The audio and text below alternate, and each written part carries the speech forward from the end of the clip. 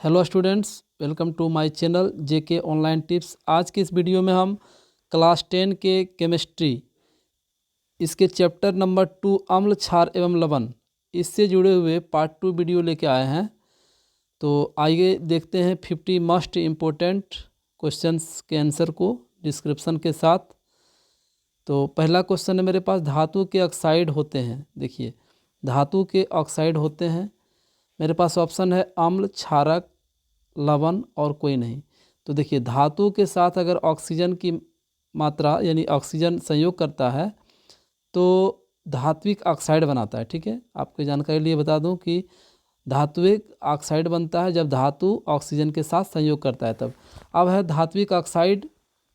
धात्विक ऑक्साइड अगर जल के साथ अभिक्रिया करता है तो क्षारीय ऑक्साइड बनाता है। ठीक है, अब देखिए, इसको एक समीकरण द्वारा हम समझते हैं। जैसे मान लीजिए कि पोटेशियम है, ये अगर ऑक्सीजन के साथ अभिक्रिया करता है तो बनाता है पोटेशियम ऑक्साइड। ठीक, अब इसको हम संतुलित करते हैं तो इसमें 2 से गुना करना पड़ेगा, इसमें कितना से 4 से गुना करना पड़ेगा। ठीक है, ये प्रकृति में कैसी होती है? क्षारीय होती है। ठीक, अगर यही K2O पोटेशियम ऑक्साइड अगर जल से अभिक्रिया करेगा तो क्या बनाएगा? KOH। ठीक है, अब देखिए, इसमें 2 से गुना करना पड़ेगा संतुलित करने के लिए। और ये क्या है? ये क्षारीय है। OH से स्पष्ट है कि ये क्या है? क्षारीय है। OH आयन दे रहा है इसमें, है ना, तो क्या होगा? ये क्षारीय होगा, इसलिए इसका आंसर हो जाएगा क्षारक। धातुक ऑक्साइड क्या होते हैं? क्षारक होते हैं। ठीक, अगला क्वेश्चन देखिए। अगला प्रश्न है मेरे पास, तनु HCl का pH मान होगा। तनु HCl का pH मान कितना होगा? तो देखिए, हमारे पास ऑप्शन दिया हुआ 6, 7, 8 और 0। तनु का बात हो रहा है ना, तनु HCl का, तो इसका करेक्ट आंसर हो जाएगा ऑप्शन नंबर डी, 0। तनु HCl का pH मान कितना होगा? 0। अब है अमोनियम क्लोराइड। अमोनियम क्लोराइड का जलीय विलयन होगा। तो देखिए, सबसे पहले ये जानिए कि अमोनियम क्लोराइड का फॉर्मूला होता है NH4Cl। ठीक, NH4Cl होता है जो कि एक अकार्बनिक यौगिक है। ठीक, ये जल में अत्यधिक विलय है, यानी बहुत जल्दी ये घुल जाता है। ठीक, इसी को हम नवसादर बोलते हैं। क्या बोलते हैं? नवसादर बोलते हैं। NH4Cl को क्या बोलते हैं? नवसादर बोलते हैं। यह सफ़ेद क्रिस्टलीय पदार्थ होता है। ठीक, अब इसको हम समीकरण देखते हैं इसका pH मान। तो NH4Cl का pH मान होता है, pH वैल्यू ये होता है 4.6 से 6.0 तक, इसके बीच में होता है। ठीक, तो आप बताइए कि ये 7 न्यूट्रल से कम है, यानी 4.6 से 6 के बीच में है। इसका मतलब ये क्या होगा? अम्लीय होगा। इसका प्रकृति कैसा होगा? अम्लीय होगा। ठीक, अगला क्वेश्चन देखिए। अगला प्रश्न है मेरे पास, निम्नलिखित में कौन अम्ल है? तो देखिए, अम्ल है तो ऑप्शन नंबर डी में जाएगा। ऑप्शन नंबर डी इसका करेक्ट आंसर होगा। अम्ल कौन है? HCl, हाइड्रोक्लोरिक अम्ल। ठीक, यहाँ पे हाइड्रोक्लोरिक अम्ल है, आंसर डी। अगला प्रश्न है कि जल में घुलनशील क्षारक कहलाते हैं। तो जल में घुलनशील क्षारक कहलाते हैं, तो थोड़ा सा इसको समझ लेते हैं कि जैसे मान लीजिए एक NaOH सोडियम हाइड्रोक्साइड हम जल में घुलाते हैं। ठीक, तो ये टूट जाता है Na+ में और OH माइनस में टूट जाता है। ठीक, ये हो गया सोडियम आयन, ये हो गया हाइड्रोक्साइड आयन। अब देखिए, क्षार किसको कहते हैं? जो जल में घुलकर OH- आयन देता है, जो जल में घुलकर OH- आयन देता है उसको क्या बोलते हैं हम लोग? क्षार बोलते हैं। तो यहाँ पे देखिए OH- आयन दे रहा है ना, इसलिए ये हो जाएगा जल में घुलनशील क्षारक कहलाता है। क्या कहलाएगा? क्षार कहलाएगा। ऑप्शन बी पर जाएगा इसका आंसर। अगला प्रश्न है, उच्च वसीय अम्लों के सोडियम लवण होते हैं। तो देखिए, उच्च वसीय अम्लों के सोडियम लवण होते हैं। इसमें देखिए अपमार्जक है, तो देखिए अपमार्जक की बात करें तो अपमार्जक क्या है? ये साबुन का सभी गुण रखता है लेकिन साबुन है नहीं, ये डिटर्जेंट है। ठीक, इसका जो फॉर्मूला होता है इसका होता है C18, जान लीजिए H29 और NaO3S होता है। ठीक, ये होता है अब डिटर्जेंट का फॉर्मूला, और यह सभी जल में झाग देता है। ठीक, कठोर रहे या नॉर्मल रहे, सभी में ये झाग देता है। ठीक है, अब हम बात करते हैं साबुन का, इसको हम प्रसाधन भी बोलते हैं, प्रसाधन साबुन।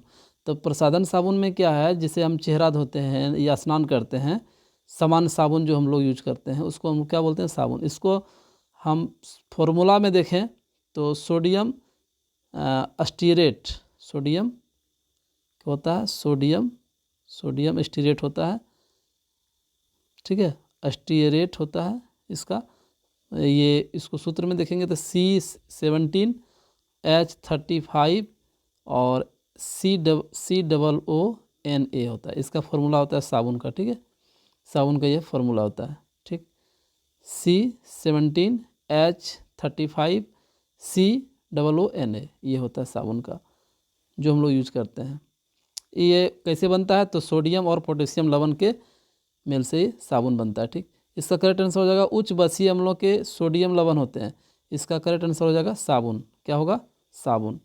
चलिए अगला क्वेश्चन है, अगला प्रश्न है मेरे पास, यह कोई बिलियन अंडे के पिसे हुए कवच से अभिक्रिया कर एक गैस उत्पन्न करता है। क्या करता है, एक गैस उत्पन्न करता है जो चूने के पानी को दूधिया कर देता है।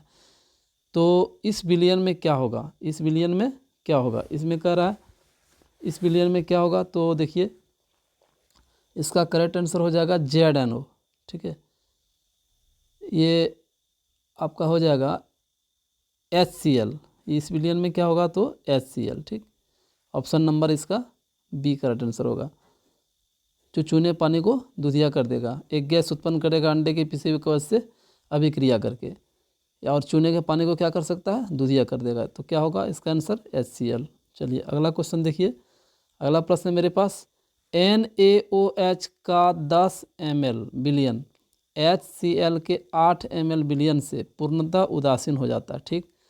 कितना से, ये हो जाएगा आपका 10 मिलियन ml 10 ml NaOH को उदासीन करने में प्रयुक्त HCl कितना है, कितना HCl है, 8 है ना, 8 ml। तो एक में कितना होगा, एक में आपका हो जाएगा 8/10 ml। अब हमको मांग रहा है कितना में, 20 में, तो 20 में क्या हो जाएगा, एकक नियम से इसको यूज करेंगे, 8/10 इंटू कितना 20 होगा, ये कैंसिल आउट हो गया, बचा क्या, 8 2 जा 16, ठीक। ऑप्शन नंबर डी इसका करेक्ट आंसर होगा, ठीक। चलिए अगला क्वेश्चन देखिए, ऑप्शन नंबर डी इसका करेक्ट आंसर है। अब है अगला प्रश्न, निम्नलिखित में कौन क्षारक है, कौन क्षारक है, इसमें देखना है कौन क्षारक है। देखिए तो इसका हो जाएगा NO2, NO2 क्या है, क्षारक है, ठीक।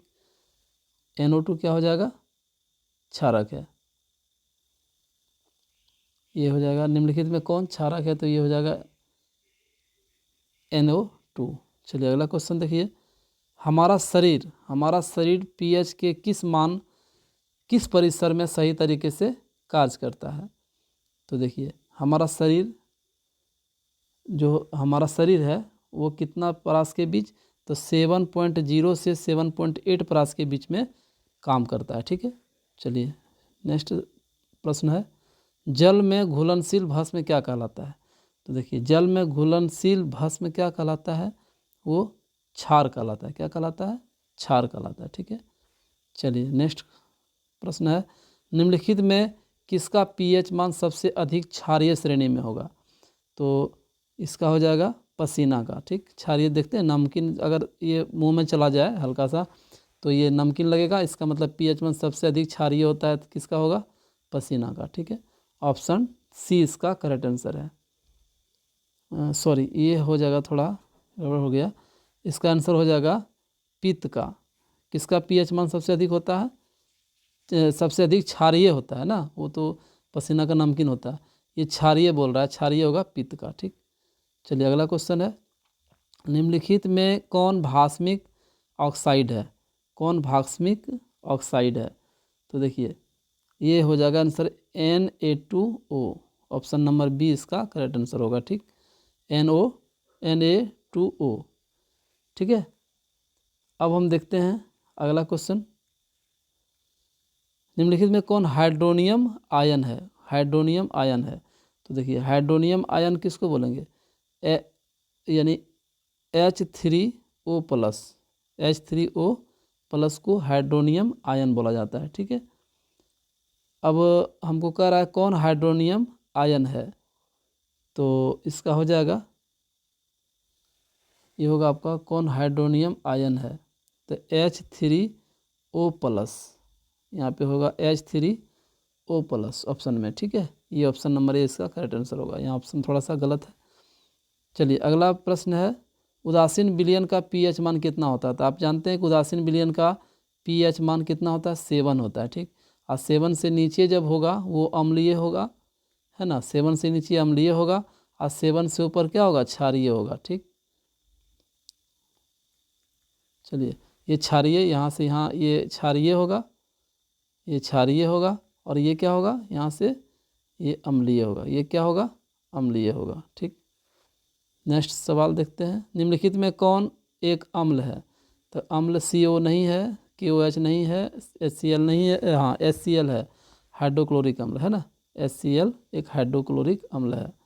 चलिए अगला सवाल है, निम्नलिखित में कौन भस्म नहीं है। इसमें कह रहा है कौन भस्म नहीं है।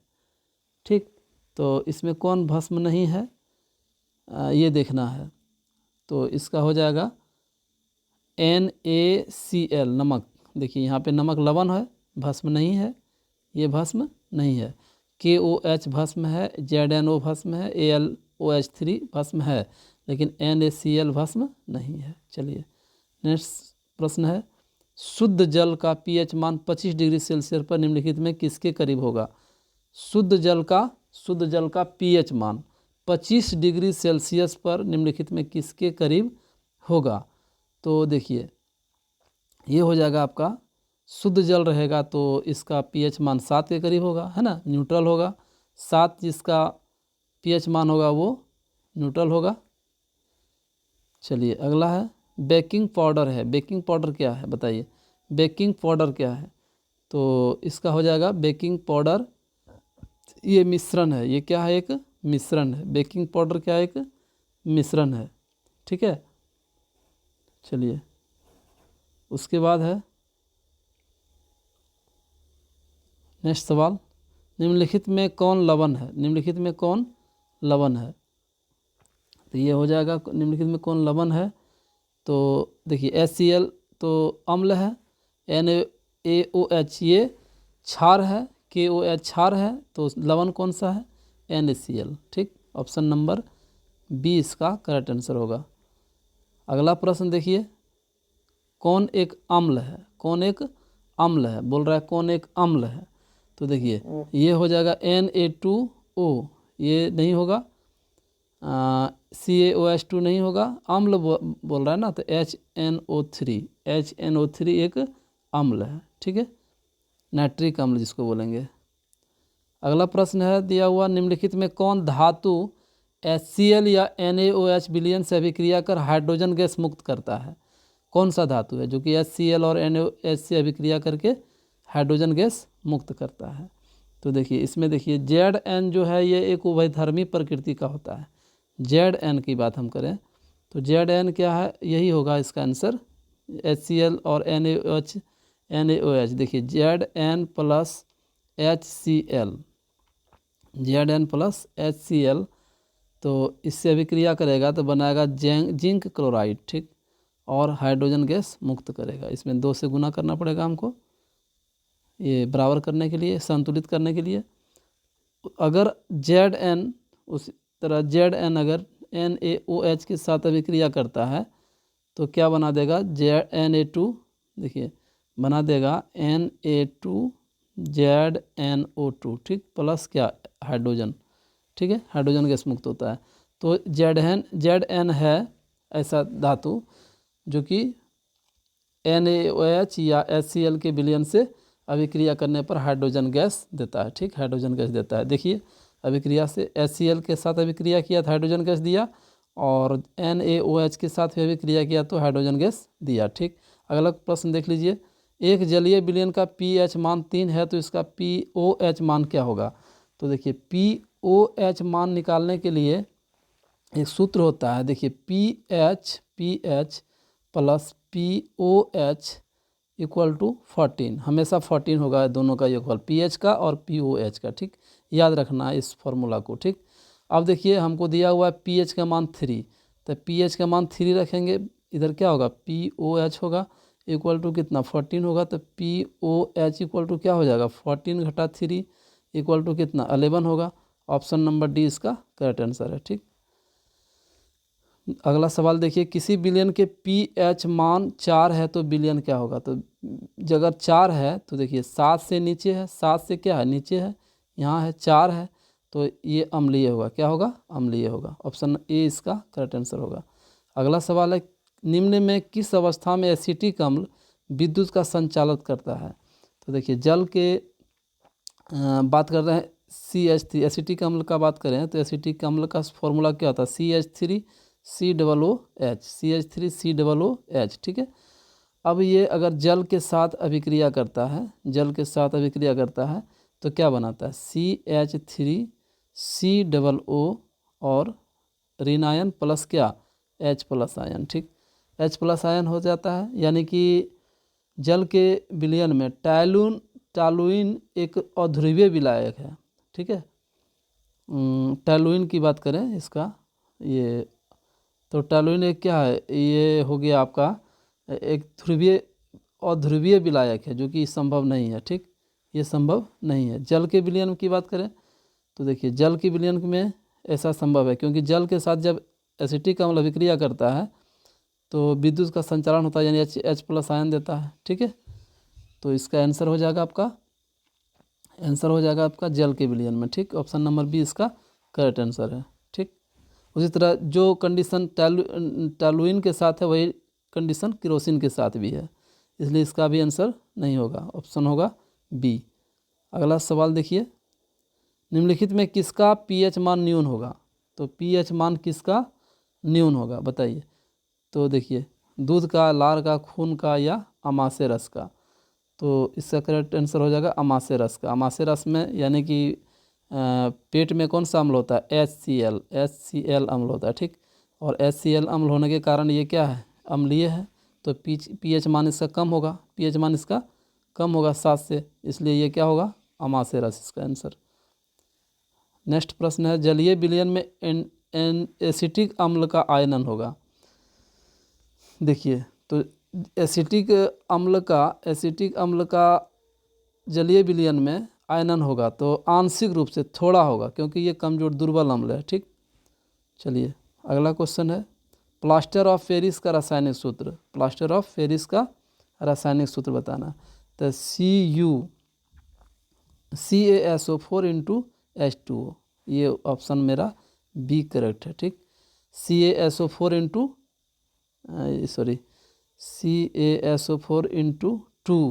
इंटू टू, ये हो जाएगा आपका ऑप्शन सी करेक्ट होगा, चूँकि CaSO4 इंटू 2H2O ये होगा आपका प्लास्टर ऑफ पेरिस का फॉर्मूला, ठीक है। अगला है, निम्नलिखित के जलीय विलयन में किसका पीएच मान अधिकतम होगा। तो किसका पीएच मान अधिकतम होगा, पीएच मान सबसे अधिक किसका होगा, जो होगा क्षार जो होगा वही उसी का पीएच मान सबसे अधिक होगा। तो देखिए इसमें को हो जाएगा वाशिंग सोडा Na2CO3 आंसर हो जाएगा ऑप्शन नंबर बी, ठीक है।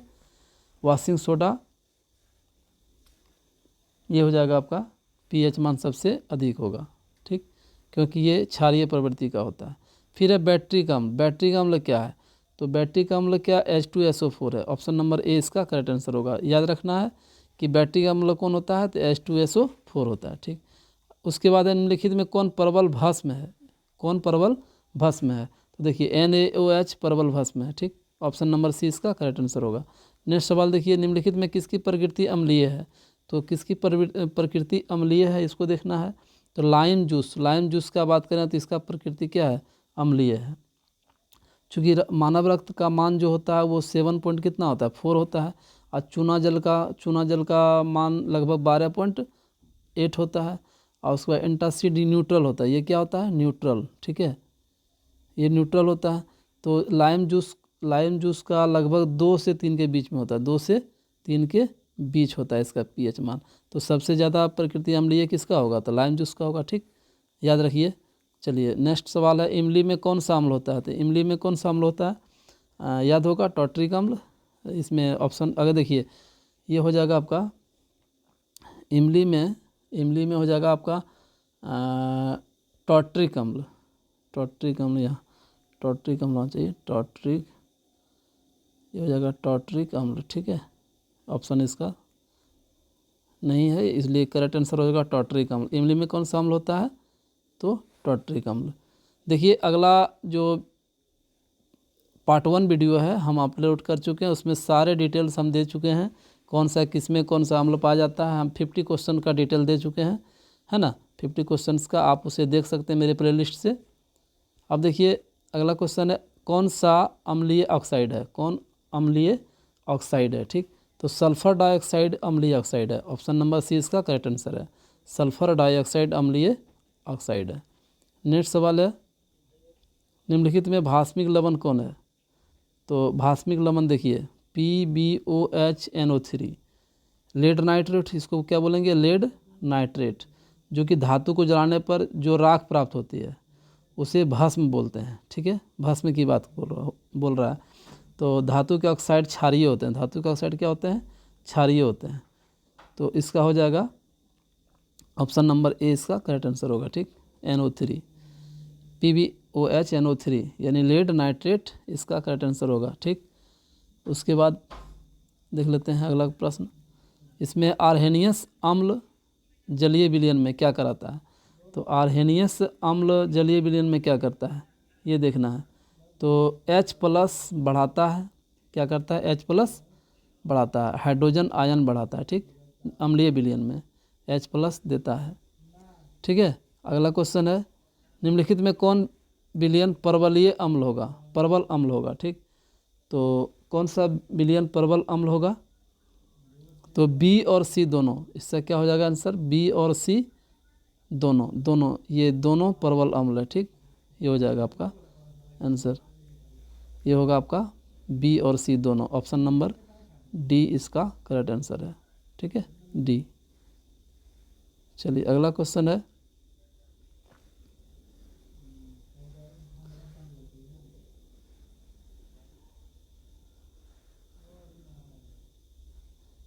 अगला प्रश्न है, निम्नलिखित में किस लवण में रवा जल नहीं रहता है, तो किस लवण में रवा जल नहीं रहता है, तो बेकिंग सोडा, इसका क्या करेक्ट आंसर होगा, बेकिंग सोडा। ठीक है, इसमें देखिए बेकिंग सोडा इसका करेक्ट आंसर होगा। चलिए नेक्स्ट सवाल देखिए, और सोडियम सल्फेट का जलीय विलयन कैसा होगा, उदासीन होगा या क्षारीय होगा या अम्लीय होगा या बफर होगा। तो देखिए उदासीन विलयन, ये सोडियम सल्फेट की बात करें, इसका सूत्र होता है Na2SO4, Na2SO4, ये जल में पूर्णतः विलय है, ये क्या है, जल में पूर्णतः विलय है। और समान लवण भी है, ये क्या है, समान लवण है, जिनमें विस्थापनशील हाइड्रोजन या हाइड्रोक्सिल समूह नहीं होते हैं। ठीक है, इसमें नहीं होता है। और इसका जो प्रकृति होता है सोडियम सल्फेट का, वो क्या होता है, लवण के प्रकृति का होता है, ये समान लवण है। ठीक है, इसलिए इसका आंसर हो जाएगा क्षारीय, क्या हो जाएगा, क्षारीय। ये हो जाएगा आपका उदासीन होगा ना, लवण है तो उदासीन होगा, क्या होगा, उदासीन होगा। ठीक, Na2SO4 क्या है, उदासीन। अब देखिए KNO3 है, और याद कर लीजिए KNO3 हो गया या CuSO4 हो गया या NH4Cl हो गया, ये सभी क्या है, समान लवण है, इसलिए इसका जो जलीय विलयन का pH मान होगा वो क्या होगा, उदासीन होगा। ठीक है, चलिए नेक्स्ट सवाल है हमारे पास, अभिक्रिया 2H2 और H3OH-। ठीक, उसके बाद अभिक्रिया 2H2 = H3O प्लस OH-। ठीक, ये बोल रहा है कि में जल है, में जल क्या है, जल क्या है ये बता रहा। तो देखिए H3O+ की बात करें तो ये क्या है, ये हाइड्रोनियम आयन है। ये हाइड्रोनियम आयन कैसे बना, तो देखिए H+ से अगर जल अभिक्रिया करेगा तो क्या बनेगा H3O+ बनेगा, ठीक। H3O+ बने कि हाइड्रोजन आयन और ये जल का अणु दोनों मिलके क्या बनाता है, हाइड्रोनियम आयन बनाता है। हाइड्रोनियम आयन क्या है, जलीय विलयन में स्वतंत्र रूप से नहीं रह सकता है। ये जलीय विलयन में स्वतंत्र रूप से नहीं रह सकता, ये जल के अणु से संयोग करके हाइड्रोनियम आयन बना देता है, ठीक। ये बात स्पष्ट हो गई होगी। तो इसका करेक्ट आंसर हो जाएगा क्या, ये एक दुर्बल अम्ल और एक दुर्बल भस्मी है। एक दुर्बल अम्ल और दुर्बल भस्मी है, दुर्बल भस्मी है, यानी दोनों। ये क्या हो जाएगा, एक दुर्बल भस्म भी है और एक दुर्बल अम्ल भी है, ठीक है। चलिए अगला क्वेश्चन है, पीएच का सही परिभाषा है। पीएच का सही परिभाषा है, तो देखिए पीएच के सही परिभाषा के लिए हम जान लेते हैं कि पीएच जो होता है, किसी विलयन के पीएच का मान, उसमें उपस्थित H+ आयन, ठीक, H+ आयन की सांद्रता के लघुगणक होता है, ठीक। तो पीएच बराबर जो होगा, पीएच बराबर वो -log H+ की सांद्रता, यानी H+ की सांद्रता मोलरता में इसके बराबर होगा, ठीक, इसके बराबर होगा। तो कौन सा ऑप्शन है मेरे पास, ऑप्शन ये मेरे पास ऑप्शन है, ये ऑप्शन नंबर ए, पीएच बराबर -log H+ आयन के बराबर होगा, याद रखिएगा। अगला है H2O+ HCl = H3O+ Cl- में जल का आचरण कैसा होगा। इसमें कह रहा जल का आचरण कैसा होगा। तो देखिए इसमें अगर हम जानेंगे जल का आचरण कैसा होगा, तो देखिए हम सबसे पहले क्या करेंगे, H2O+ HCl और इसको अम्ल वे होते हैं जो H+ आयन देता है। ये क्या होता है, H+ आयन देता है, उसको क्या बोलेंगे, अम्ल बोलते हैं, ठीक है। जो H+ आयन को डोनेट करते हैं। और क्षार किसको बोलेंगे, जो H+ आयन को ग्रहण करता है। इसको ये ग्रहण करता है क्षार में, ये डोनेट करता है, ठीक। तो देखिए HCl हम लेते हैं, HCl लेते हैं तो H+ आयन देगा और Cl- आयन देगा, ठीक। फिर अगर हम H2O की बात करते हैं तो इसके साथ क्या H+ आयन देते हैं तो क्या होगा, H3O+ आयन देगा। तो अब H+ कैंसिल आउट हो गया, बचा क्या, अम्ल और जल, अम्ल और जल, है ना। ये बनाएगा क्या, H3O+ और Cl-, ठीक। ये जो H2O है वो प्रोटॉन ग्राही होता है। ये क्या होता है, प्रोटॉन ग्राही होता है। इसके कारण ये भस्म जैसा व्यवहार करता है। तो इसका करेक्ट आंसर हो जाएगा भस्म जैसा, ठीक। अगला क्वेश्चन देखिए, बेकिंग पाउडर का एक अवयव सोडियम बाइकार्बोनेट है। बेकिंग पाउडर का एक अवयव क्या है, तो टार्टरिक अम्ल है। एक अवयव सोडियम बाइकार्बोनेट है, तो ये कौन सा होगा आंसर इसका, दूसरा अवयव टार्टरिक अम्ल। दूसरा अवयव क्या होगा, टार्टरिक अम्ल। अगला है, जब किसी विलयन का पीएच मान घटता है तब विलयन में क्या होता है, H+ आयन की सांद्रता, पीएच मान घटता है तो H+ आयन की सांद्रता क्या होती है, बढ़ती है या घटती है या स्थिर रहती है, तेजी से बढ़ती है। इसका करेक्ट आंसर हो जाएगा ऑप्शन नंबर बी, बढ़ती है, ठीक। अगला है, निम्नलिखित में किनमें अम्ल के गुण नहीं होते हैं, तो किसमें, जो लाल लिटमस पत्र को नीला कर दे, अम्ल के गुण नहीं होता। ये स्वाद में खट्टा होता है, ये गुण होता है। धातु से विक्रिया करता है, ये भी गुण होता है। जो क्षार से विक्रिया करता है, ये भी गुण होता है। लेकिन जो लाल को नीला कर दे, ये नहीं होता, ये भस्म में ऐसा होता है, ठीक। ऑप्शन नंबर ए इसका करेक्ट आंसर है। अगला है, एसिटिक अम्ल दुर्बल अम्ल है क्योंकि, एसिटिक अम्ल एक दुर्बल अम्ल है क्योंकि, देखिए इसका आंसर हो जाएगा क्योंकि यह आंशिक रूप से आयनित होते हैं, ये आंशिक रूप से आयनित होते हैं, ठीक है। अब अगला क्वेश्चन है, फिर उत्फुलन लवण होते हैं। तो देखिए उत्फुलन लवण में अगर बात करें हम, तो उत्फुलन लवण जो होते हैं वो ये आपका धोने वाला सोडा, उसको वायुमंडल में खुला छोड़ देते हैं। तो क्रिस्टल को वायु में खुला छोड़ने पर, इन धोने वाला सोडा के वायुमंडल में खुला छोड़ते हैं क्रिस्टल धोने वाला सोडा को, तो ये जल के 9 अणु निकल जाते हैं। इसी को हम उत्फुलन कहते हैं, ठीक है। इसको समीकरण से ऐसे समझते हैं, जैसे हम मान लीजिए कि Na2 है, ठीक है, मान लीजिए Na2 है, Na2 2CO3 और इंटू 10H2O, ये होता है सोडियम बाइकार्बोनेट, है ना। और इसको अगर हवा में खुला छोड़ देंगे तो बन जाएगा क्या, Na2CO3, और एक ही अणु जल का रहेगा, बाकी 9 अणु जो होगा ना, वो 9 अणु क्या होगा, ये खुला छोड़ने पर निकल जाएगा, ये 9 अणु क्या होगा, निकल जाएगा। और जो बचेगा उसको बोलते हैं हम सोडियम कार्बोनेट मोनोहाइड्रेट। क्या बोलते हैं इसको, सोडियम कार्बोनेट मोनोहाइड्रेट बोलते हैं, ठीक है। तो इसका करेक्ट आंसर हो जाएगा आपका ये जल योजित लवण जो वायुमंडल में जल के अणु त्यागते हैं, जल के अणु क्या करते हैं, त्यागते हैं। अगला क्वेश्चन है, निम्नलिखित में कौन सा कथन सही नहीं है।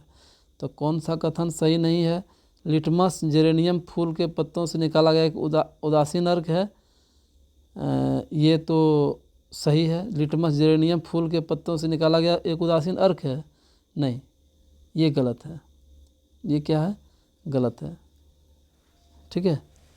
चलिए, लिटमस जो होता है थैलोफाइटा वर्ग के लाइकेन पौधा से निकलता है, किस पौधा से, लाइकेन पौधा से, ठीक है। और ये गुलाबी कलर का होता है, इस कौन सा कलर का होता है, गुलाबी कलर का होता है, जो अम्लीय विलयन में लाल रंग कर देता है। अम्लीय विलयन में इसको डुबाएंगे तो ये क्या कर देगा, लाल कर देगा, और जब क्षारीय विलयन में डुबाएंगे तो क्या होगा, नीला कर देगा, उसको क्या कर देगा, नीला, गुलाबी को नीला बना देगा और गुलाबी को लाल बना देगा, ठीक है। तो लिटमस जेरेनियम फूल के पत्तों से निकाला गया एक उदासीन अर्क होता है, नहीं, ये तो लाइकेन पौधा से निकाला गया गुलाबी रंग का अर्क होता है। लिटमस अम्लीय विलयन में लाल तथा क्षारीय विलयन में नीला रंग देता है, अम्लीय विलयन में लाल, हाँ, और क्षारीय में नीला रंग देता है, एकदम सही है, करेक्ट आंसर है। तो ऑप्शन नंबर बी इसका करेक्ट आंसर होगा, ठीक, बी। चलिए, अगला क्वेश्चन है और अंतिम क्वेश्चन है, नींबू के खट्टा स्वाद को ख़त्म करने के लिए किसका उपयोग सबसे अधिक उपयुक्त होगा। तो देखिए, एक पदार्थ जिसका pH मान 8 से अधिक होगा, जिसका pH मान 8 से अधिक होगा, है ना, वो नींबू के खट्टा स्वाद को ख़त्म कर देगा, ठीक। इसका मतलब क्षारीय होगा, 8 से अधिक का मतलब क्या हुआ, क्षारीय होगा। चलिए, thanks for watching my video, ठीक है। और आपका वर्क है थोड़ा कि आप इसे लाइक करें, शेयर करें, है ना, और सब्सक्राइब करें। धन्यवाद फॉर वाचिंग।